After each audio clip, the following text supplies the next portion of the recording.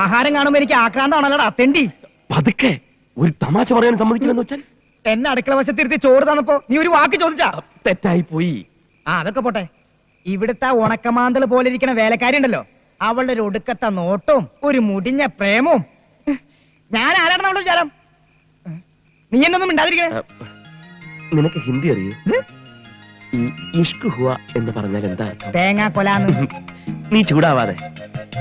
എടാ, അവൾ ഏതാണ്ടൊക്കെ ഹിന്ദിയിൽ പറഞ്ഞ് കാലിലൊരു തോണ്ടും. ഈ അരിച്ചാക്കിൽ ഹുക്കിട്ട് പിടിക്കുന്ന പോലെ എന്റെ ദേഹം ഐസ് പോലെയായി. എന്തായാലും ഈ പ്രേമത്തിന് ഭാഷയില്ലാത്തതുകൊണ്ട് ഒരു കാര്യം പിടികിട്ടി, അവൾക്ക് എന്നോട് പെരുത്ത് ഇഷ്ടമാണ്. അങ്ങനെ മാട്ടുപ്പെട്ടിയുടെ തെരുവിൽ ഓടിക്കളിച്ചു വളർന്ന ഞാൻ ആദ്യമായി ഒരു ബംഗ്ലാവിൽ അന്തിയുറങ്ങാൻ പോകുന്നു. അവന്റെ രുചിപ്പ് കണ്ടില്ലേ?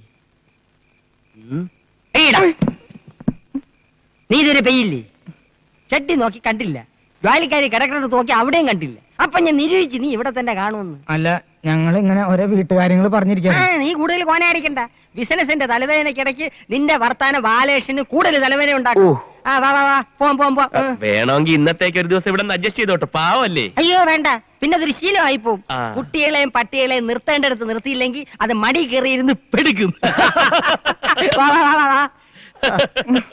ഒരു മണ്ണുണ്ണി തന്നെ. ചിരിക്കണ്ട, ദൈവം ഒരാള് മുകളിലുണ്ട്. ഇതിന് നീ അനുഭവിച്ചില്ലെങ്കിൽ